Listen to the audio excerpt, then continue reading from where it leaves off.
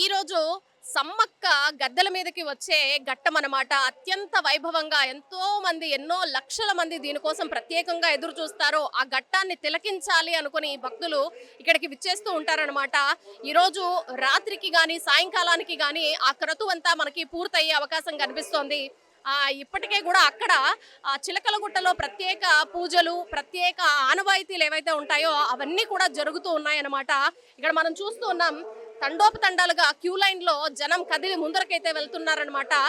వాళ్ళ తల మీద నిలువెత్తు బంగారాలు సమర్పించుకోవటానికి వాళ్ళు కోరుకున్న కోరికలు తీరాయి కాబట్టి వాళ్ళు ప్రతి సంవత్సరం వచ్చి కూడా మేము ఇలా మొక్కులు చెల్లించుకుంటూ ఉంటాము అని చెప్తున్నారు. అలాగే ఇక్కడికి వచ్చే జనము ఎంతో సంతోషంగా మేము 4 రోజులు కాదు, మాకు 4 రోజులు అయిపోయింది, మేము వచ్చి మరొక 4 రోజులు ఉండాలి అనిపిస్తుంది మాకు, అసలు ఇక్కడి నుంచి వెళ్ళాలని ఇంటికి అనిపించదు మాకు అని కూడా చెప్పారనమాట. ఎంతో ఎంతో చక్కటి దృశ్యాలను అయితే మనం చూస్తూ ఉన్నాము. ఈ జన సందోహాన్ని మనం చూస్తున్నాం. నేల ఈనిందా, అడవి తల్లి ఈనిందా అన్నట్టు ఇక్కడ మనకు జనాలు అయితే కనిపిస్తున్నారు, భక్తులు అయితే కనిపిస్తూ ఉన్నారు. ఇది ఇక్కడ ఉన్న ప్రస్తుత పరిస్థితి. ఇక్కడ చూస్తున్నారు కదా, మనం మేడారం జాతర దగ్గర అయితే ఉన్నాము. ఇక్కడ మనము జాతర దృశ్యాలు అయితే చూస్తున్నాం. కనుల విందు, అసలు కనుల పండుగ అని చెప్పాలన్నమాట. జనాలు చూసారా ఎలా ఆ తరలి ముందరికైతే వెళ్తూ ఉన్నారో, దర్శనాలు చేసుకున్న వాళ్ళు అలా ముందరికైతే కదులుతూ ఉన్నారనమాట. లడ్డు, పులిహార ప్రసాదం కౌంటర్లు కూడా కాస్త ముందరికి వెళ్తే కనిపిస్తాయి అనమాట. ఆ జనం తండోపతండాలుగా అయితే అక్కడ మనకు బయటకు రావటం, లోపలికి వచ్చే వాళ్ళు రావటం, బయటకు వచ్చే వాళ్ళు రావటం మనకు కనపడుతుందన్నమాట. ఇక ఆ తర్వాత కొంచెం మనము ఇక్కడ గనక చూసుకున్నట్లయితే ఇదిగోండి, ఇక్కడ క్యూ లైన్లు అయితే మనకు దర్శనం ఇస్తున్నాయి. ఇక్కడ వరుసగా మనకు క్యూ లైన్లు అయితే మనకు ఇక్కడ అయితే కనిపిస్తున్నాయి అనమాట. బ్యారికేడ్లు చాలా ఏర్పాటు చేశారు. ఒక సింగిల్ మనిషి వెళ్ళటానికి సరిపోయే అంత బ్యారికేడ్లు అయితే ఏర్పాటు చేశారు. చాలా ఉన్నాయన్నమాట, చాలా క్యూ లైన్లు ఉన్నాయన్నమాట. జనాలు ఎలాంటి తోపులాట లేకుండా నెమ్మదిగా ఒక్కొక్క మనిషి ముందుకు కదిలేలాగా ఏర్పాటు అయితే చేయడం జరిగిందనమాట. మనం చూస్తూ ఉన్నాము అక్కడ క్యూ లైన్లు. మనం ఇక్కడ చూస్తున్నాం, చూసారా, మనకి జనాలు అయితే ముందరికి కదులుతూ ఉన్నారు, జనాలు ముందరికైతే వెళ్తున్నారు.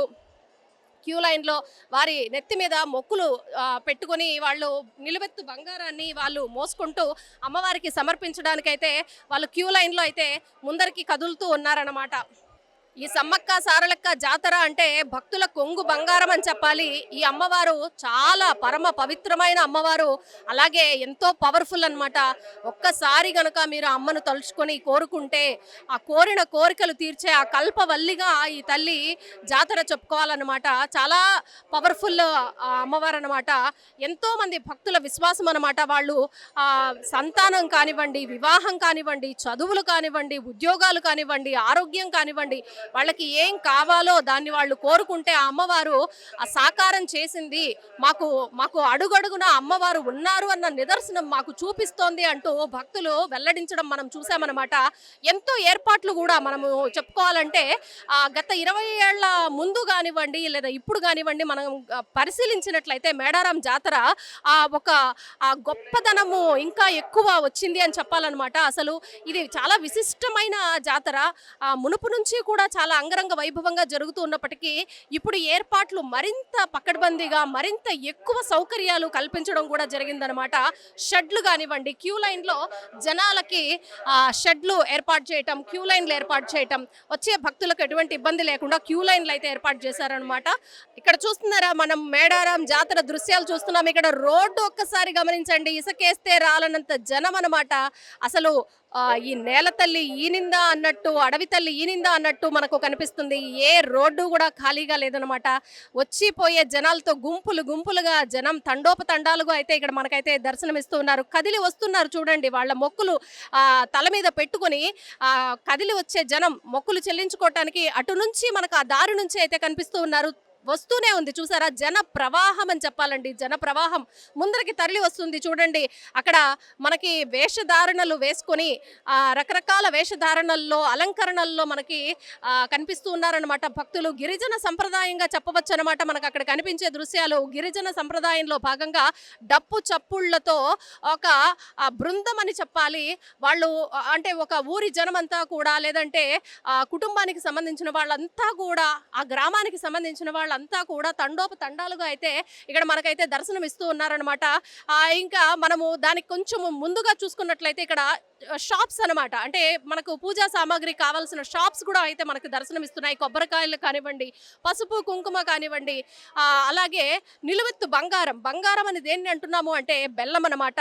మనకు ఆ నిలువెత్తు బంగారాన్ని అమ్మవారికి ఏం సమర్పించాలి, అమ్మవారు మేము కోరిన కోరికలు చెల్లిస్తే అమ్మవారు ఏమీ కోరుకోదండి. నిలువెత్తు బంగారం అంత బండారు పెడితే చాలు, కుంకుమ పెడితే చాలు అన్న ఇది ఉందన్నమాట. ఆచారం అయితే కొనసాగుతోందనమాట.